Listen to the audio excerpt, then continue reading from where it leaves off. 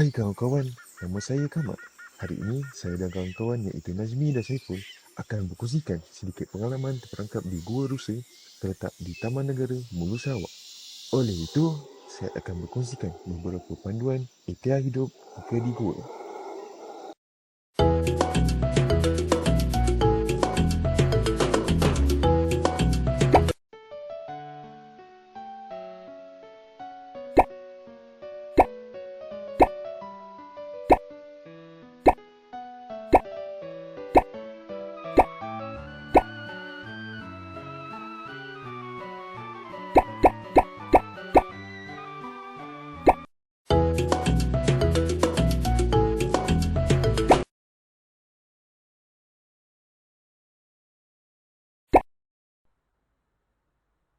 Yang ni dipanggil soda straw.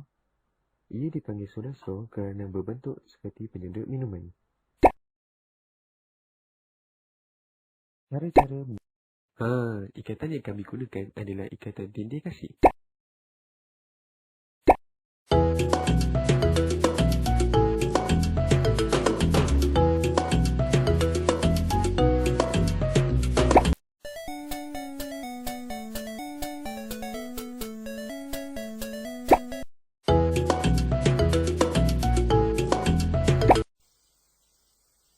Pada cuti sekolah, Kamal, Saiful dan Najmi yang menyertai kem pengakap di Gunung Mulu Taman Negara Malaysia. Di sana, mereka bertiga mendirikan kemah mereka dan Kamal mengadu bahawa cuaca di sini sangatlah panas.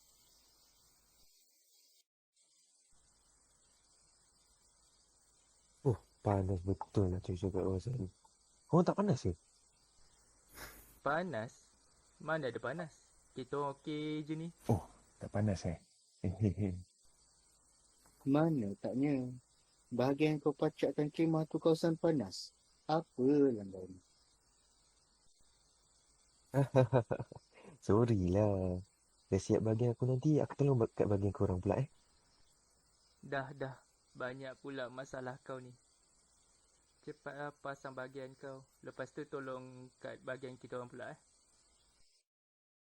Apabila mereka selesai aktiviti pertama iaitu memasang kemah, mereka menuju ke tempat perhimpunan utama untuk mendengar ucapan dari pengajar program. Okey, aktiviti pada pagi ini kita akan adakan pendakian gunung. Jadi semua akan diberi masa untuk bersiap sebelum kita berangkat sebentar lagi. Semasa menjalankan aktiviti mendaki, mereka terpisah dengan ahli kumpulan yang lain sewaktu mendaki gunung dan hilang dari landasan yang sepatutnya mereka lalui. Weh, sekarang ni kita dah ketinggalan jauh dari pasukan lain. Kalau kita nak patah balik pun, dah tak guna. Kita dah jauh dari kawasan perkemahan. Jadi, sekarang ni nak buat apa? Okey, tak apa. Sekarang ni kita teruskan perjalanan je. Sampai depan sikit dulu. Lepas tu kita tunggu dia orang balik semula ke kawasan perkemahan ikut laluan ni. Macam mana? Okey tak? Okey juga idea kau tu. Jom lah, kita gerak dulu. Setelah berjalan selama beberapa minit, mereka menjumpai sebuah gua besar. Inilah Gua Rusa. Atau dikenali sebagai Gua Payau oleh Puak Penan dan Merawan. Pada zaman dahulu, masyarakat orang asli memburu di gua ini dan rusa menjadi buruan mereka kerana rusa sering berlindung di gua ini.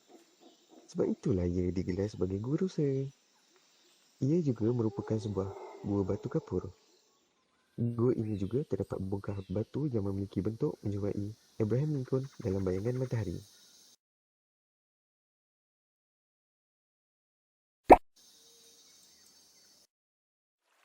Setelah mendengar fakta yang diberikan oleh Kamal, mereka masuk ke dalam gua untuk melihat rupa bentuk gua dari dalam. Semasa meneroka gua, mereka menjumpai sebuah kolam kecil dan mereka bertiga berfikir untuk bermain di kawasan itu.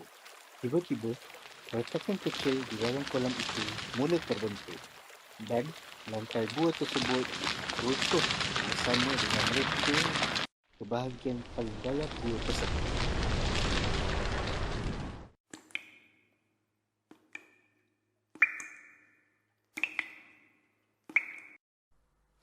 Setelah jatuh ke bahagian gua paling dalam, mereka berjalan di dalam gua gelap berpandukan aliran air dan menggunakan lampu solar yang dibawa oleh Saiful di dalam beg galasnya untuk mencari jalan ke permukaan.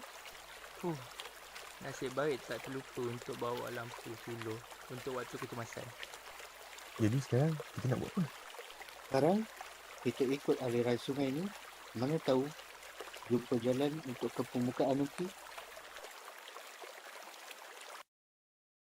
Mereka kemudian sampai di kolam semula jadi yang bernama Traventin. Kemudian mereka membuat unggun api sambil berehat dan mengedarkan bekalan makanan yang ada. Selepas itu, mereka meneruskan perjalanan mereka. Tengok, kat sana ada Traventin lah. Wah, cantik. Kita berehat kat tepi sana dulu sebelum bergerak ke depan lagi. Ada siapa bawa makanan tak? Aku terasa lapar pula. Sebelum tu, mari kita buat unggun api. Cara-cara menyalakan api dengan batu api dan besi. Langkah pertama, sediakan bahan kering seperti tanaman kering. Langkah kedua, siapkan batu api dengan ukuran kira-kira 5 hingga ke 7 cm agar anda mudah memegangnya. Langkah ketiga, ambil kain arang dan tempelkan di batu api. Kain arang adalah kain yang terbuat daripada serat arang. Jika anda tidak mempunyai kain arang, anda boleh menggunakan ranting kayu yang kecil. Langkah keempat, gunakan bahagian belakang pisau atau besi dan gosok dengan cepat pada batu api. Teruskan sehingga terbentuknya percikan api. Langkah kelima, buat percikan api mengenai kain arang atau ranting kayu sehingga terhasilnya bara api. Langkah keenam, pindahkan nyalaan bara ke tumpukan bahan kering yang sudah disiapkan sehingga menghasilkan api. Langkah ketujuh, lalu tambahkan kayu kering untuk membuat api menjadi lebih besar.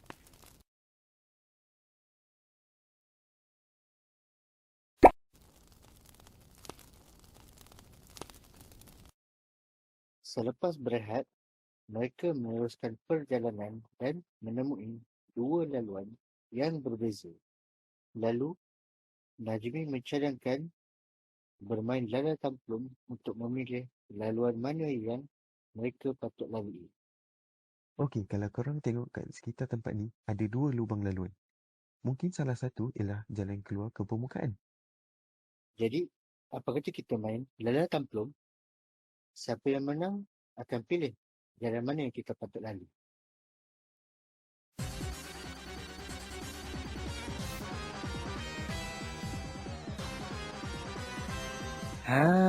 Aku menang.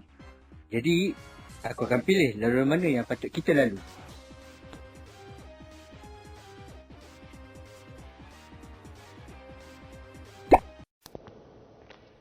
Setelah memilih salah satu terowong, mereka mula memasuki terowong tersebut. Mereka menemui straw soda dan juga terowong kecil untuk dilalui.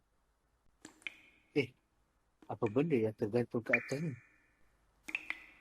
Yang ni yang dipanggil soda straw. Ia dipanggil soda straw kerana berbentuk seperti penyedut minuman. Soda straw terjadi apabila titisan air tertumpu pada satu tempat sahaja. Sebenarnya, soda straw terbentuk melalui titisan air yang mengandungi kalsium karbonat dan mineral yang termenap pada setiap titisan air lalu secara perlahan menjadi soda straw berwarna putih.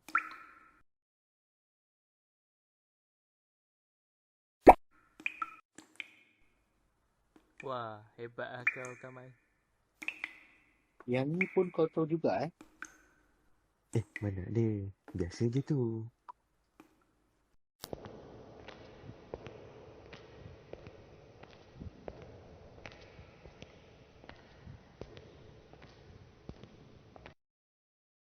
Saiful tersekat di dalam terowong tersebut, namun berjaya dikeluarkan dari terowong kecil itu dengan bantuan Kamal dan Najib.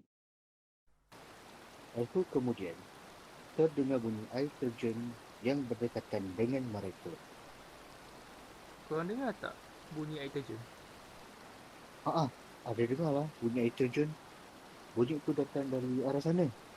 Kalau ada air terjun, maknanya ada jalan keluar. Sewaktu mereka berjalan ke arah air terjun, berlakunya salah runcing. Mereka pun berlari untuk menyelamatkan diri.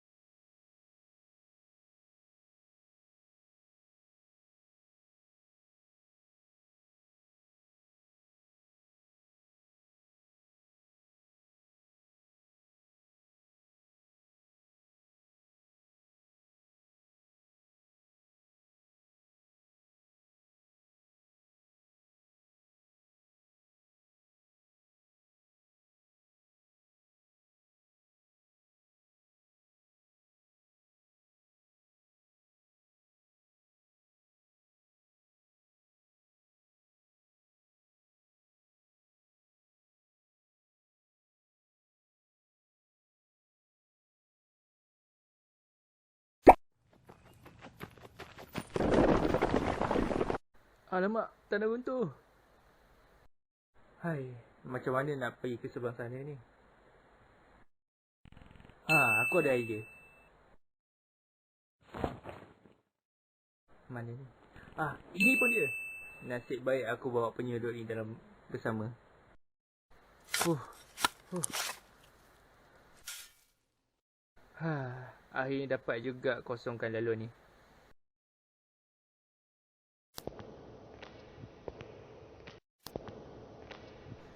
Agaknya apa yang Kamal dengan Najmi tengah buat sekarang ni?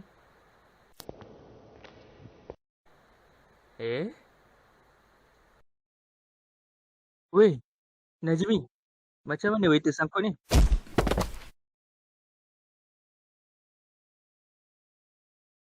Tadi, waktu terpisah dengan kau, kita orang cuba cari jalan nak cari kau. Waktu tengah berjalan tu, aku tersadung. Tu yang terlanggar termasuk dalam dinding. Mereka pun meneruskan perjalanan untuk mencari jalan keluar.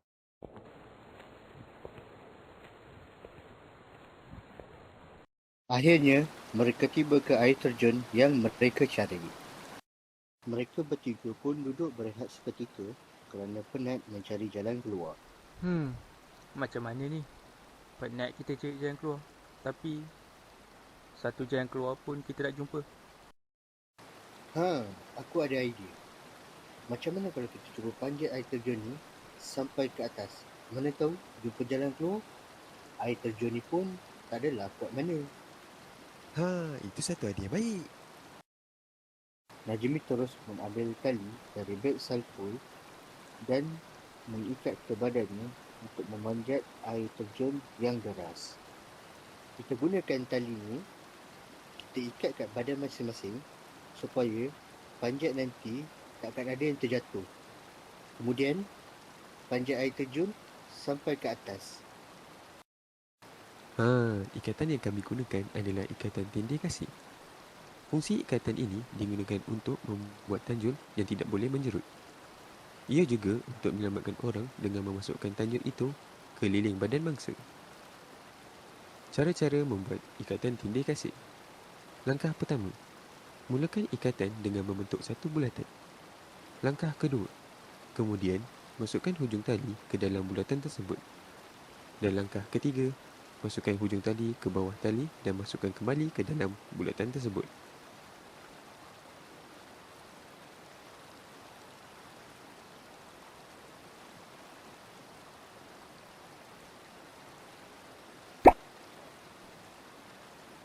Okey semua, bersiap cepat. Kita akan panjat air terjun ni untuk sampai ke permukaan. Okey, baiklah. Baiklah.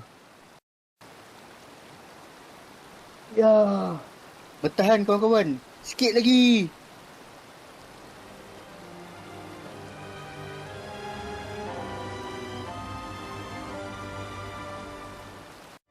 Akhirnya. Kita dah berjaya.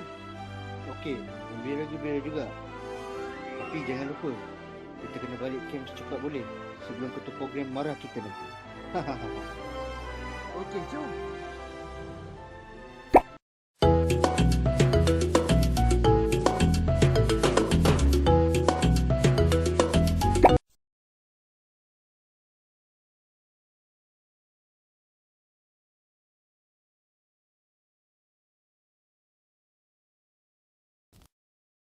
Selepas berehat, mereka meneruskan perjalanan dan menemui dua laluan yang berbeza.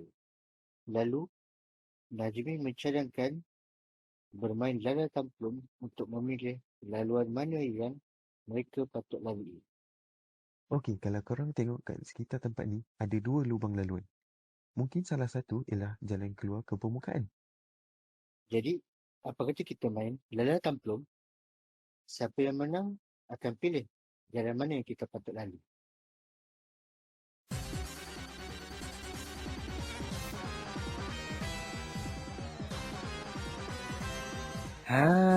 Aku menang. Jadi, aku akan pilih laluan mana yang patut kita lalui.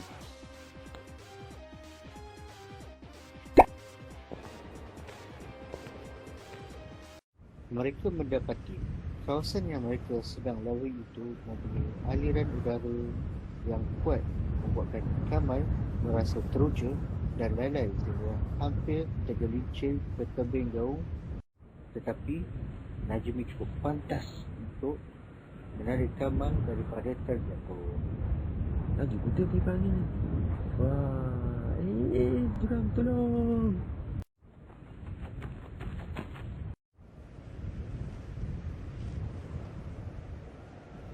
Dapat kau.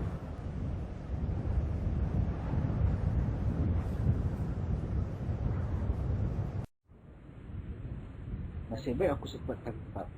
Kalau tak, pada jatuh masuk gaung. Mereka pun meneruskan perjalanan untuk mencari jalan keluar. Lalu kemudian, terdengar bunyi air terjun yang berdekatan dengan mereka. Korang dengar tak bunyi air terjun? Ada dengar lah bunyi air terjun. Bunyi itu datang dari arah sana. Kalau ada air terjun, maknanya ada jalan keluar. Waktu mereka berjalan ke arah air terjun, berlakunya tanah runtuh. Mereka pun berlari untuk menyelamatkan diri.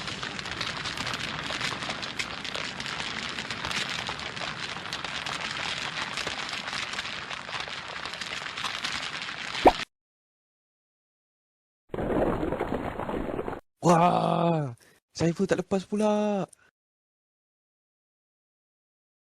Macam mana ni Najmi? Saiful tak lepas. Okey, jom. Kita cari jalan untuk jumpa Saiful.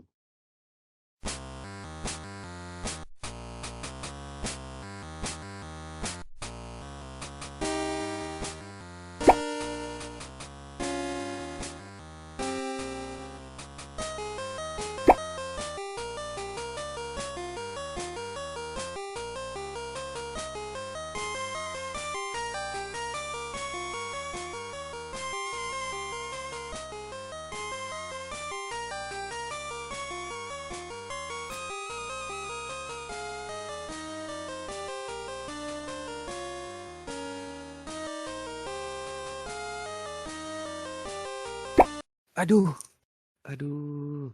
Sakitnya. Alamak. Najmi. Eh? Weh, Najmi. Macam mana waiter sangkut ni?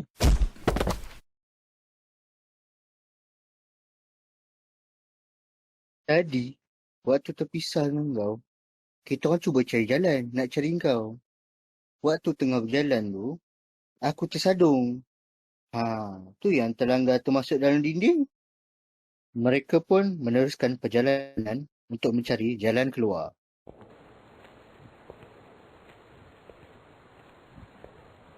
Akhirnya, mereka tiba ke air terjun yang mereka cari. Mereka bertiga pun duduk berehat seketika kerana penat mencari jalan keluar. Macam mana ni? Penat kita cari jalan keluar. Tapi, satu jalan keluar pun kita tak jumpa. Aku ada idea. Macam mana kalau kita cuba panjat air terjun ni sampai ke atas? Mana tahu jumpa jalan keluar?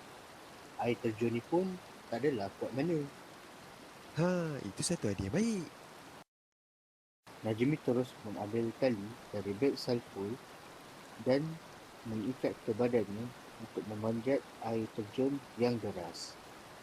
Kita gunakan tali ni, kita ikat kat badan masing-masing supaya panjat nanti takkan ada yang terjatuh. Kemudian, panjat air terjun sampai ke atas. Ikatan yang kami gunakan adalah ikatan tindih kasih. Fungsi ikatan ini digunakan untuk membuat tanjul yang tidak boleh menjerut. Ia juga untuk menyelamatkan orang dengan memasukkan tanjul itu ke liling badan mangsa. Cara-cara membuat ikatan tindih kasih. Langkah pertama, mulakan ikatan dengan membentuk satu bulatan. Langkah kedua, kemudian masukkan hujung tali ke dalam bulatan tersebut. Dan langkah ketiga, masukkan hujung tali ke bawah tali dan masukkan kembali ke dalam bulatan tersebut.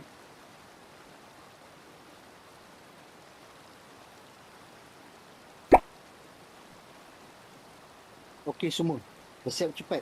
Kita akan panjat air terjun ni untuk sampai ke permukaan. Okey, baiklah. Baiklah.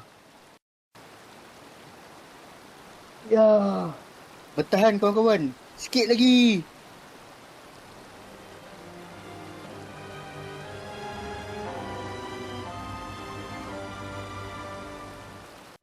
Akhirnya. Kita dah berjaya. Okey, gembira juga. Tapi jangan lupa, kita kena balik camp secepat boleh sebelum ketua program marah kita nanti. Okey, jom.